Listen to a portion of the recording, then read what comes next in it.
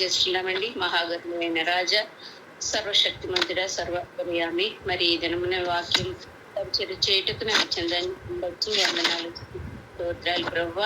నాయన ఈ కాన్ఫరెన్స్ ఉన్న ప్రతి ఒక్కరిని దర్శించండి అయ్యా. నా నోటి మాటలు కాదు ప్రవ్వ, నేను అశక్తురాలను ప్రవ్వ, ఎందుకు పనికిరానటువంటి దాన్ని ఆయన నన్ను మరుగుపరిచి మీరే మాట్లాడండి ప్రవ్వ. ఆయన ఏ సిద్ధపాటు చేసావో బిడ్డలకు తెలియచేయండి ప్రవ్వ. నాయన సహాయం దయచేయండి, ఆరాధనలో మీరు ఉండండి. ఆయన నా కుటుంబాన్ని దీవించండి. నాయన ఎంతో భయంకరమైన పరిస్థితులను లేవనెత్తున్నారు ప్రవ్వ. వదిలికి మంచి ఆరోగ్యాన్ని వండి ప్రవ్వ. ఆయన రీతిగా మమ్మల్ని కాపాడుతున్నందుకు వందనాలు చెల్లించుకుంటున్నాము. బలపట్టకు సహాయం దయచేయమని పరిశుద్ధ నామమున అడుగుచున్నాము తండ్రి.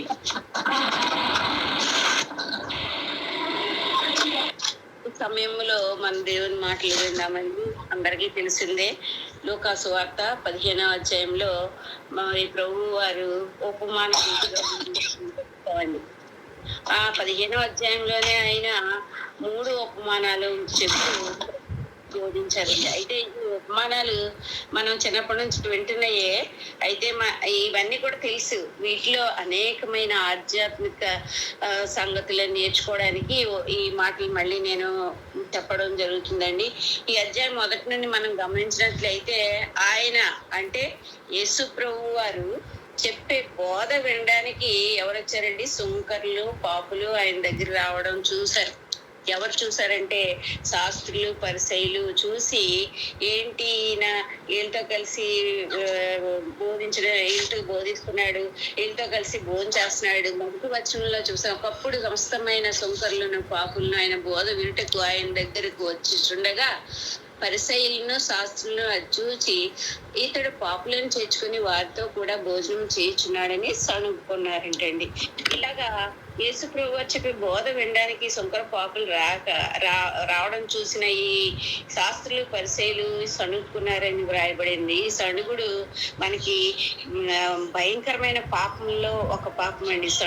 సణుగుడు అనేది మన జీవితాల్లో ఉండడానికి వీల్లేదండి. కానీ మన ఈ సణుగుడు వస్తానే ఉంది. పాత నిబంధనల్లో మన పితరులు సణుగుతూనే 40 సంవత్సరాలు ఆ యొక్క అరణ్యంలో నడుస్తూ మోషేదేవు అన్ని దేవుణ్ణి సణుగుతూనే ఉన్నారండి. ఈ సణుగుడు అప్పటి నుంచే మనకు మొదలైంది. కొత్త నిబంధనలో కూడా అది మనకు విడిచిపెట్టలేదండి. ఇక్కడ శాస్త్రులు, పరిసయ్యులు సణుగుతున్నప్పుడు ఈయన బోధకుడు కదా, ఏమని సణుగుతున్నాడు? ఈ బోధకుడు కదా, పరలోకం నుండి దిగి వచ్చాడు కదా, ఇలా బోధకుడు అంటున్నాడు, పరలోకం నుంచి దిగి వచ్చాను అంటున్నాడు. ఇలాంటి ఈయన సుంకరులతోనూ, పాపులతోనూ భోజనం చేయడం ఏంటి, వాళ్ళతో సహవాసం చేయడమేనా అని సణుక్కుంటూ ఉన్నారు. వాళ్ళు అలా సణుక్కున్నప్పుడు అప్పుడు వారి హృదయాలను తెలుసుకున్న ప్రభు వారు ఈ 3 ఉపమానాలు చెప్పడం జరిగిందండి.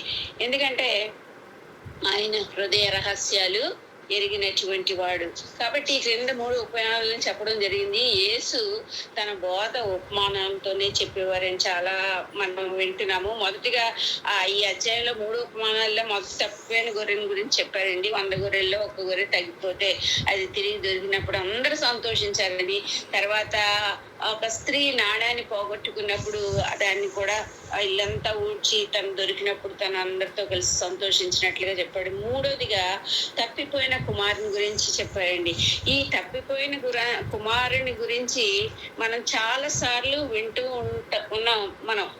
ఎందుకంటే ఇక్కడ ప్రభువారు బోధించేటప్పుడు ఏది కూడా ఆయన ఉపమానం లేకుండా బోధించలేదని చెప్తున్నాడండి. నేను ఉపమానం లేకుండా బోధించలేదని ఆ మాట మార్కు సువార్త 4వ అధ్యాయము 34, 35 వచనాల్లో మనం చూసినట్లయితే అక్కడ రాయబడినది ఏంటంటే, వారికి వినుటకు శక్తి కొలది ఇలాంటి అనేకమైన ఉపమానాలు చెప్పి ఆయన వారికి వాక్యము బోధించెను.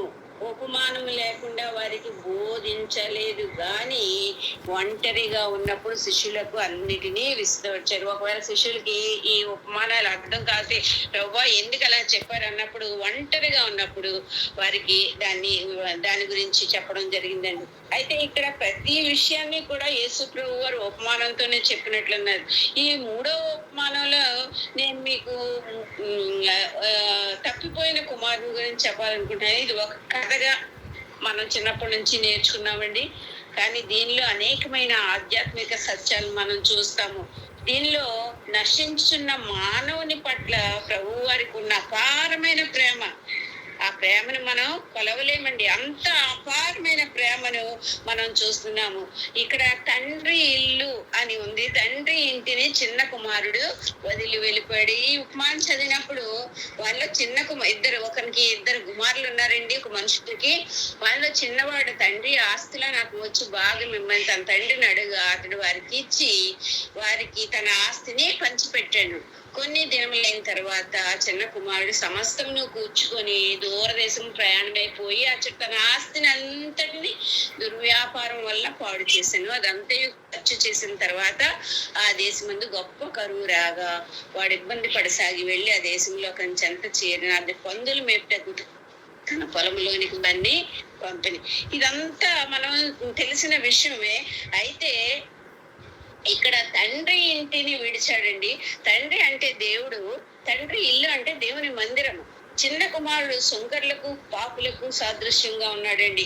ఒకరోజు చిన్న కుమారుడు తండ్రి దగ్గరికి వెళ్ళాడు. వెళ్ళి ఏమంటున్నాడంటే నాకు ఇచ్చేయ వారికి. అప్పుడు ఏం చేశాడు అనగానే తండ్రి ఆస్తిని ఇచ్చేసాడు.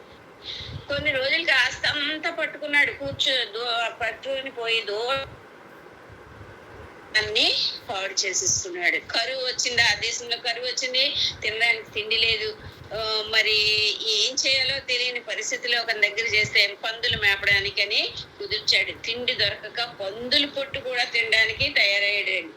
చిన్న కుమారుడు ఈ విషయంలో ఏ విధంగా తప్పిపోయాడు, ఏ విధంగా తండ్రిని విడిచి నష్టపోయాడనే మనం ఆలోచనగానే చేస్తే చిన్న కుమారుడు తన తండ్రిని విడిచిపెట్టేశాడండి. తన తండ్రి ఇంటిని విడిచిపెట్టేశాడు. తండ్రి ఇల్లు అంటే దేవుని మందిరాన్ని విడిచిపెట్టేశాడు. ఈ తప్పిపోయిన కుమారుని కన్నా మనం గొప్పవాళ్ళం ఏం కాదండి. ఈ ఉపమానాన్ని మనకు అన్వయించుకున్నట్లయితే మన ఆధ్యాత్మిక స్థితిలో ఎదుగుతాము. ఎందుకంటే మనం తప్పిపోతున్నామేమో, దేవుని సన్నిధి నుండి మనం తప్పిపోతున్నామేమో. అలా తప్పిపోకుండా ఈ చిన్న కుమారుని సాదృశ్యంగా మనం తీసుకుందామండి. చిన్న కుమారుడు తండ్రిని ఆస్తి అడిగాడు. నేను అనుకున్నట్లుగా నేను జీవిస్తాను, నీవు చూపించే అధికారంలో నేను బ్రతకలేను, నువ్వేం చెప్పినా నీ యొక్క మాటలు నేను వినలేను, నీవు నా ఇష్టానుసారంగా నేను బ్రతుకుతాను, నేను నా సొంతంగా నేను జీవించేయగలను. చాలా మంది కూడా ఈ రోజుల్లో అట్టి రీతిగానే అడుగుతున్నారు. తండ్రి మీద తిరుగుబాటు చేశాడు. తండ్రి మీద తిరుగుబాటు చేసి తండ్రి బలవంతం చేశాడు. తండ్రిని ఇస్తావా లేదా, నేను వెళ్ళిపోతాను, నీ దగ్గర నేను ఉండలేనని తన ఆస్తిని తీసుకుని తండ్రి ఇంటిని విడిచి వెళ్ళిపోయినట్లుగా చూస్తున్నాం. ఈ రోజుల్లో చాలా మందికి దేవునితో సహవాసం చేయడం ఇష్టం లేదండి. దేవునితో ఉండాలనే ఆశ లేదు. దేవుని విడిచి సొంత ఆలోచనలు కల్పించుకుని లోకంలో ఆనందించి ఏదో ఉండిపోయింది, లోకంలో ఆనందించాలని, లోకంలో సంతోషించాలని తన సొంత నిర్ణయాల మీద ఆధారపడుతూ జీవితాన్ని కొనసాగించాలనుకున్నారు. ప్రతి ఒక్కరికి కూడా ఈ తప్పిపోయిన కుమారుడు సాదృశ్యంగా ఉన్నాడండి. అలాంటి ఆ తప్పిపోయిన కుమారుడిని మన ముందు ఉంచాడు దేవుడు. ఈ రోజుల్లో ఉన్న అప్పటి రాయించిన పరిస్థితి ఈ రోజుల్లో కూడా ప్రజలందరూ ఈ విధంగానే ఉన్నారని మనం గమనించవలసిన వారమే. దేవుని మందిరము లో ఏముంటాయండి అంటే తండ్రి ఇంట్లో ఏమున్నాయి మనకి? ఇప్పుడు చూడండి, ఇక్కడ చిన్న కుమారుడు పట్టిపోయిన తండ్రి ఇంటిలో ఏమున్నాయండి? ఐశ్వర్యం ఉంది, అధికారం ఉంది, సంతోషం ఉంది, సమాధానం ఉంది, ఘనత ఉంది, ఇంకా వాళ్ళకి సేవ చేయడానికి సేవకులు కూడా ఉన్నారు. అన్నిటికన్నా ముఖ్యంగా ఏముందంటే తండ్రి ప్రేమ అండి. ఆ తండ్రి ప్రేమ ఆ యొక్క తండ్రి ప్రేమను కూడా మర్చిపోయాడండి. తండ్రి ఇంట్లో ఉన్న సౌకర్యాలన్నిటినీ విడిచిపెట్టేశాడు. నాకు ఏం అక్కర్లేదు, నా డబ్బులు నాకు ఇచ్చే, నేను వెళ్ళిపోతాను, నా సొంత ఆలోచనలతో నేను ఇష్టానుసారంగా జీవించగలనని ఆ తండ్రి ఇంటిని విడిచిపెట్టేశాడండి. బయటకు వచ్చేసాడు, దూరదేశంకి వెళ్ళిపోయాడు. దేవునితో జీవించాల్సిన మానవుడు, దేవునితో సహవాసించవలసిన మానవుడు, దేవుని సంతోషపరచవలసిన వాడు, దేవుని మహిమపరచవలసిన వాడు, నీతో నాకు సంబంధమే లేదు, నేనుగా ఈ లోకంలో జీవించగలను, స్వతంత్రంగా జీవించగలను, సంతోషంగా జీవిస్తానని దేవుడు లేకుండానే బ్రతుకు మనం ఈ రోజుల్లో చాలా మందిలో చూస్తున్నామండి. ఇక్కడ చిన్న కుమారుడు తండ్రి చిత్తానికి విధేయుడిగా ఉండడం ఇష్టం లేక సొంత ఆలోచనలు నెరవేర్చుకోవాలనే ఆలోచనతో మరి ఈ ఆలోచన వచ్చింది ఎవరికండి? చిన్న కుమారుడికి. ఎవరు పుట్టిస్తారండి ఇలాంటి ఆలోచనలన్నీ? పుట్టించేవాడు సాతాను గాడు. ఈ పాపపు ఆలోచనలు, పాపపు తలంపులు పుట్టించేది సాతాను గాడు. చక్కగా తండ్రితో కలిసి తండ్రి ఇంటిలో నివసించి తండ్రి ప్రేమను పొందుతూ తండ్రి ఐశ్వర్యాన్ని అనుభవిస్తూ తండ్రితో మనం సహవాసం చేస్తున్నప్పుడు పాపపు ఆలోచనలు సైతాను గాడు, పాపపు తలంపులు పుట్టించుతున్నాడండి ఈ సాతాను గాడు. ఆనాడు ఆదాము అవ్వల్లో కూడా దేవుని తోటలో ఆదాము అవ్వలు ఆనందంగా సంతోషంగా తిరుగులాడుతూ ఇష్టం వచ్చినట్టు బ్రతుకుతున్నప్పుడు అది చూసి సాతాను గారు ఓర్చుకోలేకపోయాడండి. అప్పుడు ఏం చేశాడండి? ఆ సమయంలో హవ్వమ్మ గారు పాపం వైపు సాతాను నడిపించాడు. ఆజ్ఞాతిక్రమమే పాపము. వారు సంతోషంగా ఉండడం చూడలేకపోయింది సాతాను. కాబట్టి హవ్వమ్మ వల్ల వారి తోటలు హవ్వమ్మ వినేసిందండి. పాపము ఆలోచనలో ఆ దేవుడు వద్దన్న పని చేసింది. ఏమైందండి? వారి బ్రతుకు ఆ తోటలోంచి బయటికి వచ్చి ఎన్ని కష్టాలు, ఎన్ని ప్రసవ వేదన పడుతూ పిల్లలు కంటావు, నువ్వు చెమట వచ్చి మరి భూమిని సేద్యం చేసుకుంటావు. ఎన్ని కష్టాలు ఎందుకంటే వచ్చినాయండి? కేవలం సాతాను ఆలోచన కల్పించడం వల్ల. ఆ సాతాను ఎవరిని కూడా విడిచిపెట్టడండి. తండ్రి ఇంటిలో అంత ఆనందం ఉంది, అయితే సంతోషం ఉంది. అనుభవిస్తున్న చిన్న కుమారులో సాతాను ప్రవేశించి అతన్ని తండ్రి ఇంటికి దూరం చేసేసాడండి. సాతానికి ఎవరైనా, ముఖ్యంగా దేవుని బిడ్డలు సంతోషంగా ఉంటే చూడలేడు, ఓర్వలేడు. ఏదో ఒకటి ఆ కుటుంబంలో గాని ఆ సంఘంలో గాని ఏదో ఒకటి పుట్టించి ఆ యొక్క సమాధానాన్ని, సంతోషాన్ని పాడు చేస్తాడండి.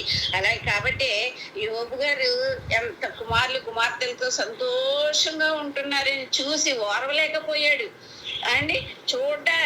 అలా ఉండడం చూడలేకపోయాడు. అనేక ఇబ్బందులు పాలు చేసేసాడు. దేవుని సన్నిధిలో నీవు సంతోషాన్ని అనుభవిస్తున్నావంటే సాతాను చూస్తూ ఊరుకోడండి.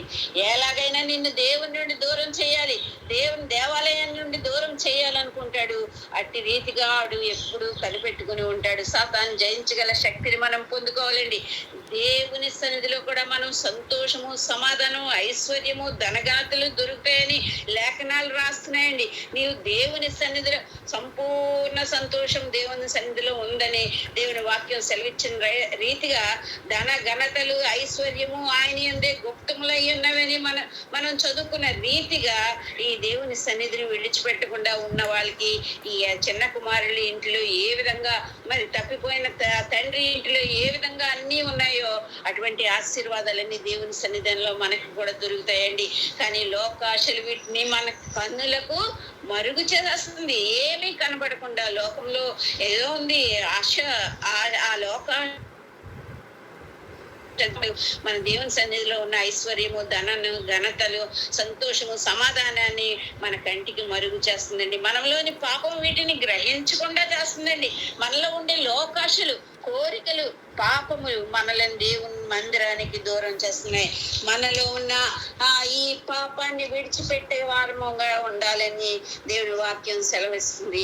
ఈ పాపాన్ని విడిచిపెడతామో, ఎప్పుడైతే విడిచిపెడతావో అప్పుడే దేవుని సన్నిధిలో ఉన్న సంతోషాన్ని మనం అనుభవిస్తాం. అన్ని ఆశీర్వాదాలు పొందుకుంటామండి. దేవుడు మనకి ఏమి ఆశీర్వాదాలు ఇవ్వాలనుకుంటున్నాడో అన్ని ఆశీర్వాదాలు మనం పొందుకుంటాం. కాబట్టి మనం సంతోషంగా దేవుని సన్నిధిలో ఉండాలండి. ఇక్కడ చిన్న కుమారుడు తండ్రి ఇంటిని వదిలిపెట్టినట్లుగా చూస్తామండి.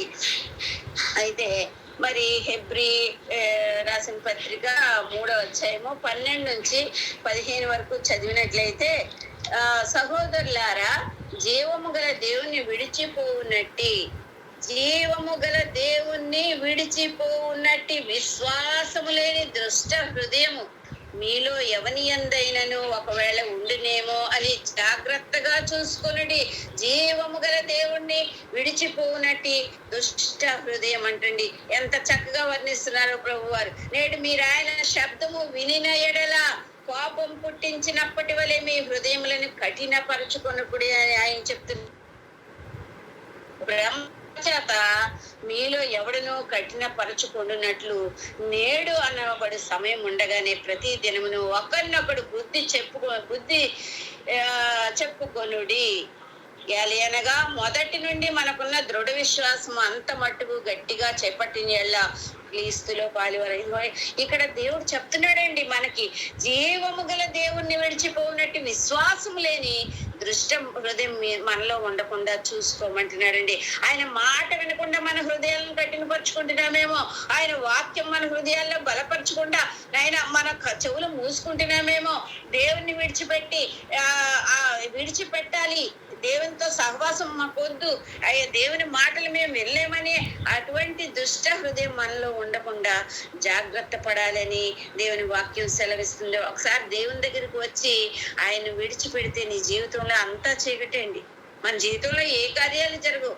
ఒక్కసారి దేవుణ్ణి మనం అంగీకరించి దాన్ని విడిచిపెడితే మన జీవితాలు అంతా కూడా నష్టాలు, కష్టాలు, బాధలు, వ్యాధులే.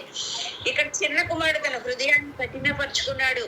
ఇంత కాలంగా నా తండ్రి ప్రేమను చూసానే, ఇంత ఐశ్వర్యాన్ని అనుభవించానే, ఎంత మరి ఘనత కలిగి ఉన్నానే, ఎంత సేవకులతో సేవలు చేయించుకున్నానే, ఇవన్నీ మర్చిపోయాడండి. ఎంతగా ప్రేమించాడో తండ్రిని విడిచిపోతున్నాననే ఆలోచన లేకుండా లోకంలో అశాశ్వతమైన ఆనందం వెతుక్కుంటూ వెళ్ళిపోయాడండి. శాశ్వత ఆనందాన్ని విడిచిపెట్టేశాడండి. అతడు కావాలనే తప్పిపోయాడండి. నాకు కావాలి, నేను వెళ్ళిపోతాను, నా ఇష్టం, నా కావాలని తన తండ్రిని వదిలి వెళ్ళిపోయాడు. అతని ఇష్టపూర్వకంగానే వెళ్ళిపోయినట్లు చూస్తున్నామండి. ఎవరికి సాదృశ్యంగా ఉన్నాడంటే ప్రభువును అంగీకరించి కుమారత్వాన్ని పొందుకున్న వారు తప్పిపోతున్న వారికి విశ్వాసులైన ఆ తరువాత విశ్వాసులైన వారు మరి వెనకకు జారిపోయిన వారికి సాదృశ్యంగా ఉన్నాడండి. విశ్వాసంలో ఎదుగుతూ ఎదుగుతూ ఎదుగుతూ కొన్ని రోజులకి వెనక్కి జారిపోయిన వారికి ఈ తండ్రి విడిచిపెట్టిన తండ్రి ఇంటిని విడిచిపెట్టిన చిన్న కుమారుడికి సాదృశ్యంగా ఉన్నాడండి. 10 సంవత్సరాలు కొన్ని సంవత్సరాలు అయిపోతాయండి విశ్వాసంలో. దేవునితో మనం నడుస్తున్నప్పుడు కొంతకాలం అయిపోయిన తర్వాత దీనిలో ఏముందిలే, ఇదేం తప్పు కాదులే, ఇది అని ఇష్టం వచ్చేట్టు అంటే మనస్ఫూర్తిగానే పాపం చేసేవారు చాలా మంది ఉండవచ్చు.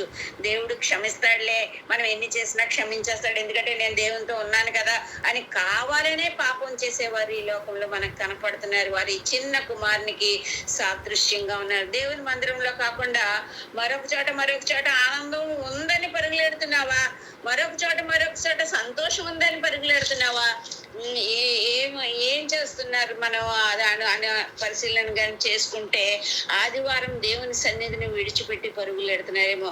ఎక్కడో ఫంక్షన్లు ఉన్నాయి, ఎక్కడో అది ఉంది, ఎక్కడో వేరే వాళ్ళని చూడాలి, పరామర్శించాలి, సెలవు కదా అందరూ ఇంట్లోనే ఉంటారు, అక్కడ ఆనందం వెతుక్కుంటున్నామేమో. దేవుని సన్నిధిని విడిచి ఆదివారం చాలా మంది ఆదివారమే దేవుని సన్నిధిని విడిచి ఊళ్ళు వెళ్ళిపోతారు. ఇష్టం దేవుడు మాట చెప్తున్నాడు, ఆదివారం దేవుని సన్నిధిలో మనం గడపాలి, దేవుని చిత్తానుసారంగా మనం గడపాలి. దేవుని సన్నిధిని విడిచి పరుగులు పెడుతున్నావా చిన్న కుమారుడు ఆస్తిని అంతటినీ పాడు చేసేసుకున్నాడు. ఏం మిగలేదండి, ఏం మిగిలింది? ఏమి సాధించలేకపోయాడు, తేలిపోయాడు దూరదేశం. దేవుడు లేకుండా మనం ఏమీ చేయలేమండి. నాకు వేరుగా ఉండి మీరేమీ చేయలేరు. ద్రాక్ష తీగల ద్రాక్ష వల్ల నిలిచి ఉంటేనే గాని అవి ఫలించవని బైబిల్ చెప్పినట్లుగా అది ఎప్పటికీ దేవుని లేకుండా మనం చేయలేమని, దేవుని మందిరాన్ని విడిచి ఏమీ సాధించలేమండి. సాధించాలనుకున్నా కూడా ఎప్పటికీ జరగదు. నీకు అన్ని కష్టాలే, ఆరోగ్యం ఉండదు, ఐశ్వర్యం ఉండదు, ఆనందం ఉండదు. దేవుణ్ణి పట్టుకున్న ఇవన్నీ ఉండవని అంటలేదండి. దేవునితో ఉన్న ఈ కష్టాలు ఉంటాయి, నష్టాలు ఉంటాయి, అనారోగ్యాలు ఉంటాయి అన్నీ. కానీ దేవుని విడిచిపెట్టినవాడు వాటి నుంచి బయటికి రాలేడు. దేవుని హత్తుకున్నవాడు ఆ దేవుడు సాయం చేస్తాడు, వాటన్నిటిని జయించగల శక్తిని మనకి ఇస్తాడండి. ఇంకా మొట్టమొదటిగా ఏం చేశాడండి, తండ్రి ఇంటిని కోల్పోయాడు. రెండవదిగా అతడు తన రూపాన్ని పోగొట్టుకున్నాడండి. తను తండ్రి ఇంట్లో ఉన్నప్పుడు రాజవస్త్రాలు ధరించాడు, సుగంధ వస్త్రాలు, సెంట్లు వేసుకొని మరి సువాసనతో ఉండేవాడు. ఒంటి నిండా బంగారం, చేతి నిండా డబ్బు. ఇలాంటి పరిస్థితి సేవకులు అలాంటి జీవితం జీవించిన అతను ఏం చేశాడండి, అత్యంత అందంగా కనిపించాడు తండ్రి ఇంటిలో. అయితే ఎప్పుడైతే తండ్రిని విడిచిపెట్టి వెళ్ళాడో, ఆ యొక్క ధనాన్ని ఎప్పుడైతే కోల్పోయాడో అతని రూపం పూర్తిగా మారిపోయిందండి. చేతిలో చిలి గవ్వలేదు. దరిద్రత, దిక్కుమాలినతనము తన రూపాన్ని మార్చేసిందండి. సరి అయిన బట్టలు లేవు, బక్క చిక్కుపోవడం, వికారంగా కనిపించడం, మరి అంతటి దీన స్థితిలోకి వెళ్ళకపోవడానికి కారణము తండ్రిని విడిచిపెట్టి వెళ్ళడం అండి. ఆది కాండంలో మనం చూస్తాము. 1:26-27 చదివినట్లయితే దేవుని స్వరూపంతో మనం చేయబడ్డామని తండ్రి అంటున్నాడు. మనం ఎవరు అండి? దేవుని స్వరూపం కలిగినటువంటి వారము. ఆ రూపాన్ని మనం పోగొట్టుకోవడానికి వీలు లేదండి. ఆ రూపాన్ని ఇక్కడ చిన్న కుమారుడు పోగొట్టుకున్నాడు. మనం ఎప్పుడైతే దేవుని సంధిని విడిచిపెడతామో అప్పుడే మన రూపాన్ని, దేవుని రూపాన్ని మనం కోల్పోతామండి, పోగొట్టుకుంటాము. మనం దేవుని రూపాన్ని పోగొట్టుకుని అన్ని కూడా బికారితనానిగా మనం మారిపోతామండి. అందుకనే ఇక్కడ గలతీలో పౌలు గారు చెప్తున్నాడు. గలతీ 4:19 మనం మాట చేస్తుంది. నా పిల్లలారా, క్రీస్తు స్వరూపం మీ అందు ఏర్పడి వరకు మీ విషయమే మరలా నాకు ప్రసవ వేదన కలుగుచున్నదంట. చూడండి, తప్పిపోయిన కుమారుడు మరలా తన స్వరూపాన్ని పొందు వరకు ఇక్కడ దేవుడు అంటున్నాడు ప్రసవ వేదన పడుతున్నాడంటే. అపోస్తలుడైన పౌలు గలతీ రాస్తూ మనం పోగొట్టుకున్న క్రీస్తు రూపాన్ని తిరిగి ధరించుకునే వరకు దేవునికి ప్రసవ వేదన కలుగుతుందని మాట్లాడుతున్నాడు. ఆయన ఎంతగా వేదన పడుతున్నాడంటే మనం తిరిగి క్రీస్తు శరీరాన్ని ధరించాలి, తిరిగి జన్మించాలి. అంతవరకు, తిరిగి జన్మించే వరకు నేను ప్రసవ వేదన పడుతూనే ఉంటానని ప్రభు వారు మాట్లాడుతున్నాడు. తండ్రితో ఉన్నప్పుడు ఈ ప్రశస్త వస్త్రాలు వేసుకున్నాడు, చేతికి ఉంగరాలు పెట్టుకున్నాడు, కాలికి చెప్పులున్నాయి. ఎంతో అందమైన రూపం కలిగిన చిన్న కుమారుడు తండ్రిని వదిలిన తర్వాత అన్ని పోగొట్టుకున్నాడండి. అన్ని పోయాయి. ఆదాము హవ్వలు కూడా అంతే, అలాగే చేశారు కదండి. ఆదాము హవ్వల్ని జ్ఞాపకం చేసుకుంటే ఆజ్ఞను అతిక్రమించి పాపం చేశారు. ఎప్పుడైతే తండ్రి చెప్పింది చేయలేదో అప్పుడు ఆయన వాళ్ళకు ఉన్న మహిమ వస్త్రాలన్నీ కూడా పోగొట్టుకున్నారు కదండి. వారు మహిమ వస్త్రాలతో నింపబడ్డారు. ఎప్పుడైతే తండ్రి ఆజ్ఞకు వ్యతిరేకంగా చేశారో ఆ మహిమ వస్త్రాలన్నీ పోగొట్టుకుని సిగ్గు తెచ్చుకొని ఆకులు చుట్టుకున్నారండి. ఆకులు, ఆ భయంకరమైన పరిస్థితి చూసి దేవుడు చాలా అసహ్యంగా కనబడ్డారు. ఎప్పటికప్పుడు ఆకులు ఎండిపోయి రాలిపోతూ ఉండి మళ్ళీ కుట్టుకోవడం, ఎంత భయంకరమైన పరిస్థితుల్లోకి దిగిపోయారండి వాళ్ళు. అటువంటి భయంకరమైన పరిస్థితులు అయినా దేవుడు కనికర సంపన్నుడు కదండి. కాబట్టి వారికి ఏం చేశాడండి? చర్మపు చొక్కాలు తొడిగించాడు. అంత కరుణామయుడిని మనం విడిచిపోయి ఎక్కడెక్కడో తిరుగుతున్నామేమో, ఎక్కడికి పోతున్నామో తిరుగుతూ తిరుగుతూ తిరుగుతూ మరి ఎక్కడికి పోతున్నామో మనం పరిశీలించుకుందామండి. మరి అంత ఆ స్వరూపాన్ని పోగొట్టుకున్నాడండి, తన రూపాన్ని పోగొట్టుకున్నాడు. మూడోదిగా తన సాక్ష్యాన్ని కూడా పోగొట్టుకున్నాడండి. తన సాక్ష్యం ఏంటి? అతను ఎవరికి చెప్పినా నా తండ్రి ఇంట్లో నేను ఎలా అనిపించాను, అలా అనిపించాను, నేను గొప్పవాడిని, నేను నాకు సేవకులు ఎంతమంది అని ఎవరితో చెప్పినా కూడా ఎవరు నమ్మే పరిస్థితి లేదు. ఎందుకంటే అతను చూస్తే నీచమైన స్థితిలో ఉన్నాడు. ఆ నీచమైన స్థితిని చూసి ఎవ్వరు నేను రాజునికి కుమారుణ్ణి అంటే ఎవ్వరు నమ్మరండి. ఉండవలసిన విధంగా, ఆ రాజకుమారునికి ఉండవలసిన విధంగా అతను లేడు. అందుకే అతడు చెప్పేది ఎవ్వరు కూడా నమ్మరు. తన సాక్ష్యాన్ని పోగొట్టుకున్నాడు. తన తండ్రిని గూర్చి, తన తండ్రి ఇంటిని గూర్చి చెప్పుకునే సాక్ష్యం పోగొట్టుకున్నాడు. ఒకవేళ మనం కూడా మన సాక్ష్యాన్ని పోగొట్టుకుంటున్నామేమో. ఒకప్పుడు నేను దేవుని విడిచిపెట్టకుండా దేవునితో సహవాసం చేస్తూ సకల ఆశీర్వాదాలు పొందుకుంటూ ఆయనతో నేను నడిచాను అంటున్నావేమో. కానీ ఇప్పుడు నువ్వు క్రీస్తుని వదిలేసి అన్యులతో సహవాసం చేస్తూ వారు చెప్పినట్లు నడుస్తున్నావు, వారు నడిచినట్లుగా నడుస్తున్నావు, ముహూర్తాలు చూస్తున్నావు, ఆ తాయెత్తులు కట్టించుకుంటున్నావు, చిల్లంగితనం జరిగించుకుంటున్నావు. కానీ నువ్వు అంటున్నావు నేను దేవునితో నడిచానంటే ఎవ్వరు నమ్మరు. అక్కడ నీ సాక్ష్యాన్ని నువ్వు పోగొట్టుకుంటున్నావేమో. అందుకని అంటున్నారు ప్రభు వారు, మరి మీరు అన్యుల వలె అన్య పనులు ఏమి చేయడానికి వీల్లేదని ప్రభు వారు చెప్తున్నాడు. అన్యులతో సహవాసమే వద్దంటున్నాడు. కానీ మనం దేవునితో ఉంటూ కూడా దేవుణ్ణి విడిచి అన్యులతో మరి ప్రవర్తనలు మనం చేసుకుంటున్నామేమో. మన సాక్ష్యాన్ని మనం పోగొట్టుకుని ఈడేం క్రైస్తవుడురా, ఈడు మనతోనే కదా ఉంటున్నాడు, అలాంటి సాక్ష్యాన్ని మనం పోగొట్టుకుంటున్నాము. దేవునితో ఉండే సాక్ష్యాన్ని మనం ఆలోచించుకుందాం. మనం చూసిన వారి సాక్ష్య జీవితం ఈమె ఉంది అనే విధంగా, సాక్ష్య జీవితం ఈమెకు ఉంది అనే విధంగా మనము ఉండాలండి. ఆ విధంగానే మన ప్రవర్తన ఉండాలి. ఈమె ప్రభువుని నమ్ముకుంది, అప్పటి నుండి ఆయనతోనే జీవిస్తుంది, ఆయనలాగే ప్రవర్తిస్తుంది, ఆయనలాగే క్షమిస్తుంది, ఆయనలాగే సహవాసం చేస్తుంది అని మన గురించి సాక్ష్యం కలిగి ఉండగలిగినటువంటి వారంగా మనం ఉన్నాం. అదే మార్క్స్ సువార్త 1:24 మనం చూసినట్లయితే అక్కడ మరి వాడు అపవిత్రత పెట్టిన మనుష్యుడు, నజరేయుడగు యేసు, మాతో నీకేమి పని, మమ్మల్ని నశింప చేయ వచ్చితివా, నీవెవడవో మాకు తెలియను, నీవు దేవుని పరిశుద్ధుడు అని కేకలు వేశాను. చూడండి, అపవిత్రాత్మ పట్టిన మనుష్యుడే దేవుని గురించి సాక్ష్యం చెప్తున్నాడు. నజరేయుడని యేసు, నీవు దేవుని కుమారుడు, పరిశుద్ధుడవని ఒక అపవిత్రాత్మను పట్టిన వాడు యేసుని గురించి సాక్ష్యం ఇస్తున్నప్పుడు మన గురించి సాక్ష్యము ఏ విధంగా ఉంది? అటువంటి సాక్ష్యాన్ని మనం పొందుకుంటున్నామా? అలాంటి సాక్ష్య జీవితం మనకుందా? ఎవరైనా ఈమె దేవుని బిడ్డ అనే సాక్ష్యం పొందుకుంటున్నామా అని మనం ఆలోచన చేసుకోవాలండి. అలాగే అపోస్తుల కార్యాల్లో కూడా మనం చూసినట్లయితే అక్కడ చిన్నది పుతేనను దయ్యం పట్టిన ఒక స్త్రీ ఉందండి.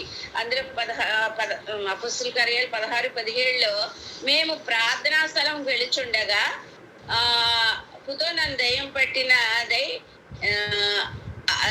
సోద చెప్పుడు చేత తన యజమానులకు బహులాభం సంపాదించి ఒక చిన్నది మాకు ఎదురొచ్చిన ఆమె పౌలును మమ్మల్ని వెంబడించి, ఈ మనుషులు సర్వోన్నతులైన దేవుని దాసులు, వీరు మీకు రక్షణ మార్గం ప్రచురించే వారే ఉన్నారని కేకలు వేసిందంటండి. చూడండి ఎంత సాక్ష్య జీవితమో.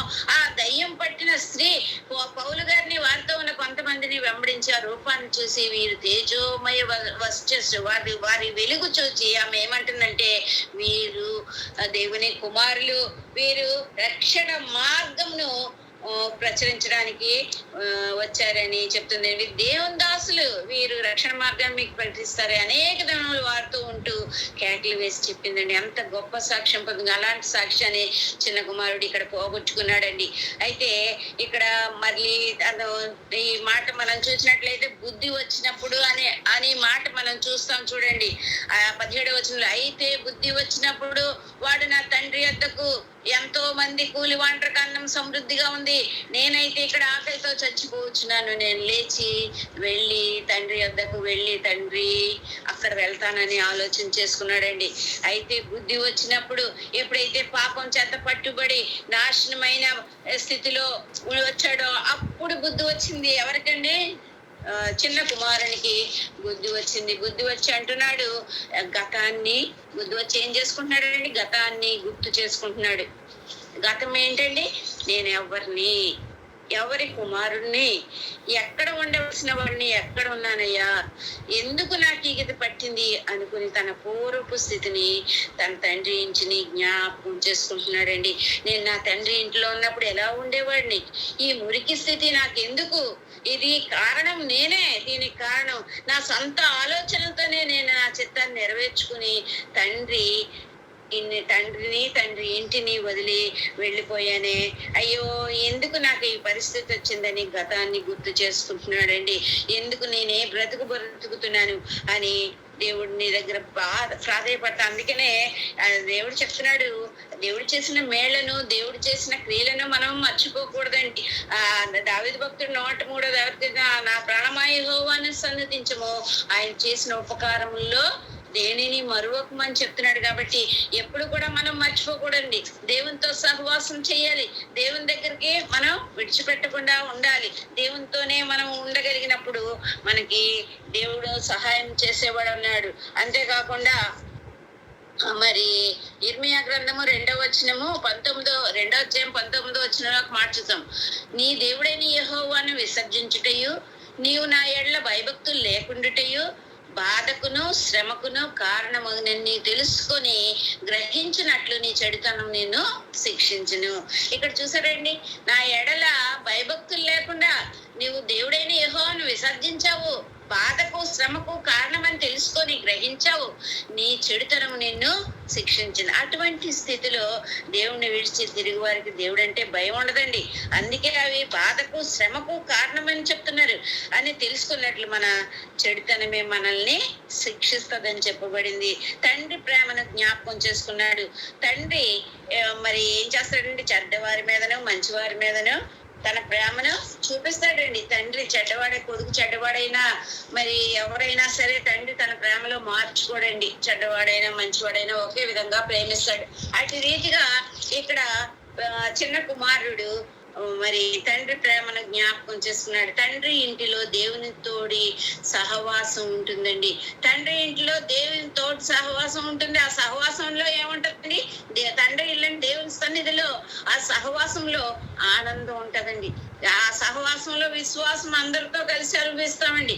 ఆరాధించడం ఉంటదండి, కలిసి పాటలు పాడటం ఉంటది, అందరితో కలిసి కానుకలు ఇవ్వడం, కలిసి పాపాలు ఒప్పుకోవడం, దేవుని వాక్యాన్ని అందరం కలిసి వినడం, తద్వారా దేవుని దీవెనలు పొందుకోవడం, ఇవన్నీ కూడా జ్ఞాపకం చేసుకున్నాడండి చిన్న కుమారుడు కదండి. ఎంత ఆనందాన్ని పోగొట్టుకున్నాడు, ఎంత దీవెన్ని పోగొట్టుకున్నాడో అవన్నీ జ్ఞాపకం చేసుకున్నాడు. తన పాపం చేశాడని గుర్తించాడు, నేను పాపినని గుర్తించాడు. అక్కడ పశ్చాత్తాపడ్డాడు. ఎలాంటి పశ్చాత్తాపం అంటే దావీదు పడిన పశ్చాత్తాపం 51వ కీర్తనలో మనం చూస్తాము. ఆ 51వ కీర్తన 10 నుంచి 14 మనం చదివినట్లయితే అంతటి పశ్చాత్తాపాన్ని ఇక్కడ మనం చూస్తామండి. దావీదు ఎంత పశ్చాత్తాపడ్డాడండి అక్కడ మనం చదివినట్లయితే.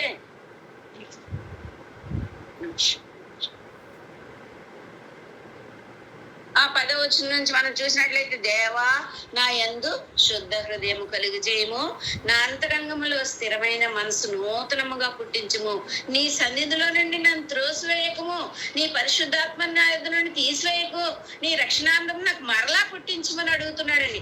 నీ రక్షణానందం నాకు మరలా పుట్టించు, సమ్మతి గల మనసు నాకు కలుగజేసి నన్ను దృఢపరచుము, అప్పుడు అతిక్రమములు చేసిన చేయి వారికి నీ త్రోవలు బోధించదను, పాపులను నీతోటి తిరుగు. దేవా నా రక్షణకర్త దేవా, రక్తాపరాధం నుండి నన్ను విడుతుంది, అప్పుడు నా నాలుక నీ నీతిని గూర్చి ఉత్సాహగానం చేయి. అంతటి పశ్చాత్తాపాన్ని ఇక్కడ పొందుకున్నాడండి దావీదు. ఎంతగా పశ్చాత్తాపడ్డాడో చేసిన పాపానికి. అటువంటి పశ్చాత్తాపము ఇక్కడ మనం చిన్న కుమారుల్లో చూస్తున్నాము. మన పాపంలో మనం ఒప్పుకొని విడిచిపెట్టాలి. అలాగే చిన్న కుమారుడు పాపాన్ని విడిచిపెట్టేశాడు. 1 యోహాను 1:9 చెప్పబడినట్లుగా అక్కడ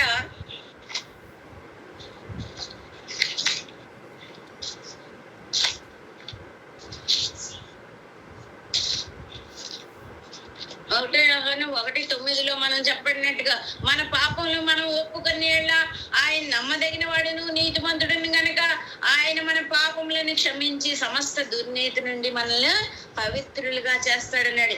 ఆయన దగ్గర మన పాపాలు ఒప్పుకొని విడిచిపెట్టినట్లయితే ఆయన మన పాపాలు క్షమించి ఆ దుర్నీతి నుండి మనల్ని పవిత్రులుగా చేస్తాడటండి. అలా తన నీచ స్థితిని ఒప్పుకొని విడిచిపెట్టి తండ్రి దగ్గరికి వెళ్ళాడు. తండ్రి ఎదురు చూస్తున్నాడండి.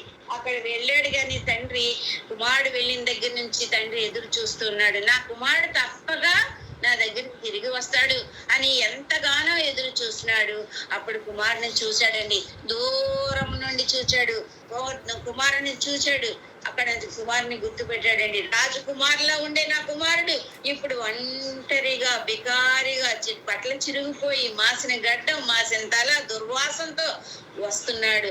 అయినప్పటికీ తండ్రి ప్రేమ ఎంత ప్రేమ అండి. ఆయన అలా ఉన్న ఆ పరిస్థితుల్లో కూడా తండ్రి వాడి మెడ మీద పడి ముద్దు పెట్టుకున్నాడటండి, జాలి పడ్డాడట, కనికర పడ్డాడట, పరిగెత్తుకుని వెళ్ళాడట, వెళ్ళి ముద్దు పెట్టుకున్నాడు. ఇక్కడ తండ్రి ప్రేమ మనకి ఎంత కనిపిస్తుంది. పాపి పశ్చాత్తాపడితే దేవుడు కూడా మనల్ని అలాగే చేర్చుకుంటాడండి. ఎంత పాపినైనా, ఎంత దుర్మార్గ స్థితిలో ఉన్నా, ఎంత నీచ స్థితిలో ఉన్నా, ఎంత దరిద్రత స్థితిలో ఉన్నా దేవుని దగ్గరికి మనం తిరిగి వెళ్ళినప్పుడు ఆయన మనల్ని కూడా అలాగే చేర్చుకునేవాడై ఉన్నాడండి.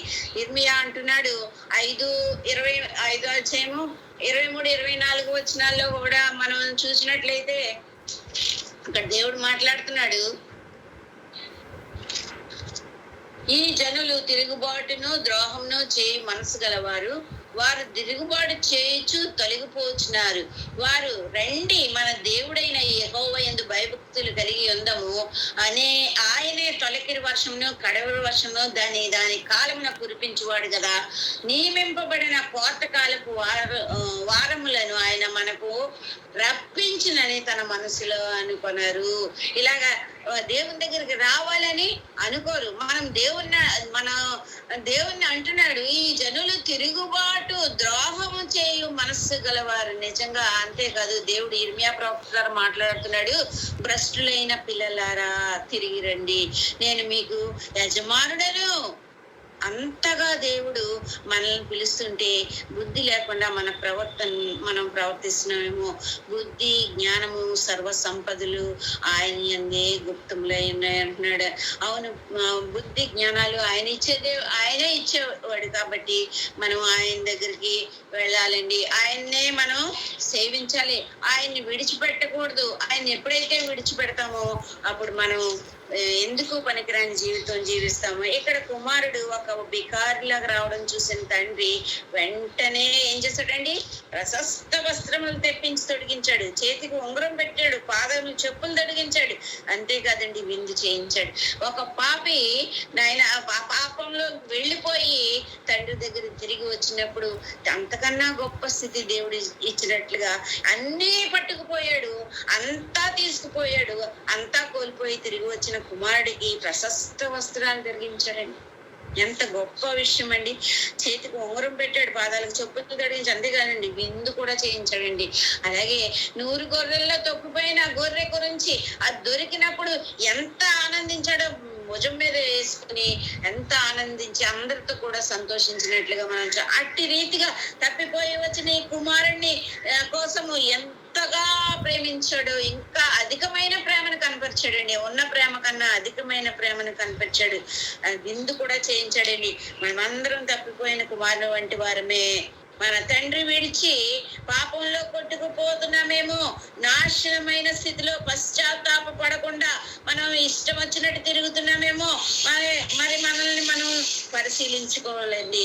నాశనమైన స్థితిలో కూడా మనం పశ్చాత్తాప పడినప్పుడు మన పాపాలు ఒప్పుకొని విడిచిపెట్టి తిరిగి ఆయన దగ్గరికి వస్తే మన పరలోక తండ్రి కూడా అంతగా ఆనందిస్తాడు. ఆయన ఎంత ఘోర పాపినైనా ఆయన త్రోసి వేసేవాడు కాదండి, గుండెలకు హత్తుకుంటాడు అన్నాడు. తన కుడి పార్శ్వం మీద కూర్చోబెట్టుకుంటాడు అంటాడు. జీవ కిరీటాన్ని మనకి ధరింపజేస్తానంటున్నాడు. పాపి రక్షింపబడినప్పుడు పరలోకంలో ఆనందం కలుగుతుందంటండి. ఇటువంటి విషయాన్ని మనం వింటూ కూడా దేవుణ్ణి విడిచి తిరుగుతున్నామేమో, దేవుని దగ్గరకు వచ్చి నాకు దేవుడు అవసరం లేదని మనం వెళ్ళిపోతున్నామేమో. లోకంలో ఏది జరిగినా నాకు దేవుని దగ్గరికి వెళ్ళినా నాకు ఏది జరగట్లేదు కాబట్టి నేను వేరే విధంగా నేను లోకంలోకి వెళ్ళిపోతానని మనం వెళ్ళిపోతున్నామేమో. చాలా మందిలో అటువంటి విశ్వాసం మనం చూస్తామండి. ఏదన్నా దేవుని దగ్గరికి వచ్చినప్పుడు కార్యం జరగలేదు అనుకోండి, వెంటనే మారిపోతారు, దేవుని దగ్గర విడిచిపెట్టి వెళ్ళిపోతారు, దేవుని సన్నిధి మానేస్తారు. అటువంటి స్థితిలో దేవుడు నువ్వు అనుకుంటున్నావేమో నువ్వేదో సాధిద్దామని, లోకంలో ఏదో ఆనందాన్ని వెతుక్కుంటున్నావేమో, లోకంలో జీవించే నేను ఏదో గొప్పవాడిని అయిపోతాను, నేను ప్రయోజకుడిని అయిపోతాను, నేను ఐశ్వర్యవంతుడిని అయిపోతాను నువ్వు అనుకుంటున్నావేమో. దేవుడు నువ్వు విడిచిపెట్టిన దేవుడు నిన్ను విడిచిపెట్టాడు. నీకు బుద్ధి చెప్పాల్సిన రీతిగానే బుద్ధి చెప్తాడు. అలాగే బుద్ధి చెప్పాడు. చిన్న కుమారుడు తిరిగి తండ్రి దగ్గరికి చేర్చాడు యేసు ప్రభు వారు. అలాగే మనకు కూడా దేవుడు సహాయం చేసే దేవుడు అయ్యాడు. మనం ఎట్టి పరిస్థితుల్లోనే దేవుని విడిచిపెట్టకూడదండి. కష్టం వచ్చినా నష్టం వచ్చినా ఆయనతో ఉన్నప్పుడు మరి ఎంతగా ఆయన ప్రేమించగలడు, అంతగా మనల్ని ప్రేమించే దేవుడు అయ్యాడు. కష్టాలు రావని అంటలేదు, కష్టాలు వస్తాయి, కానీ వాటిలోంచి తప్పించగల శక్తిమంతుడు మన దేవుడు. కానీ నువ్వు లోకంలోకి వెళ్ళిపోయి అన్యులతో సహవాసం చేసినప్పుడు కష్టాల్లో కూరుకుపోయినా బయటకు రాలేని పరిస్థితిలో నీవు ఉంటావు. పాపము కొద్ది కాలమే నువ్వు ఆనందంగా ఉంచుతుందేమో గాని మనకు శాశ్వతమైన ఆనందం దేవుని సన్నిధిలోనే దొరుకుతుందని ఈ చిన్న కుమారుని వల్ల తిరిగి రమ్మంటున్నారు. చిన్న కుమారుడు ఏ విధంగా వచ్చారో మనం కూడా దేవుని విశ్వాసంలో దిగజారిపోయామేమో, ఆత్మీయ స్థితిలో దిగజారిపోయిన స్థితిలో ఉన్నామేమో. ఆయన పిలుస్తున్నారు, తిరిగి రండి అని. భ్రష్టులైన బిడ్డలారా, మీ అవిశ్వాసాన్ని నేను బాగు చేస్తాను, నా యొద్దకు రండి అని ఇర్మియా భక్తుడి ద్వారా చెప్తున్నాడు. అటు రీతిగా మనం ఈ తప్పిపోయిన కుమారులో ఉన్న ఆ లక్షణాలను మనం విడిచిపెట్టాలండి. ఏ విధంగా గతాన్ని గుర్తు చేసుకున్నాడో, గతాన్ని గుర్తు చేసుకున్న ఎలాగైతే తిరిగి దేవుని దగ్గరికి వచ్చాడో, ఒకవేళ మనం కూడా అటువంటి స్థితిలో ఉంటే తిరిగి దేవుని దగ్గరికి వద్దామండి. ఆయన నుండి మనం తిరిగి దేవునిలో పొందుకొని ఆయనతో సహవాసం చేసి గొప్ప స్థితిలో మనం నిలబెడదామండి. ఆయన నిత్య రాజ్యంలో మనం చేరడానికి మనల్ని మనం సిద్ధపడి చేసుకుందామండి దేవునితో. మరి సహవాసం చేసినప్పుడు సమస్తమును మరి ఏమొచ్చినా, కష్టం వచ్చినా, వ్యాధి వచ్చినా, బాధ వచ్చినా ఆయన తప్ప ఎవరు మనకి సహాయం చేయలేరండి. ఎందుకంటే మనం ఆయన చేత కొనబడిన వాడు, ఆయన రక్తంలో కడగబడిన వారం కాబట్టి మనం ఆయనతో సహవాసం చేసినట్లయితే ఆయన మనల్ని దీవించగల శక్తిమంతుడు, ఆశీర్వదించగల శక్తిమంతుడు.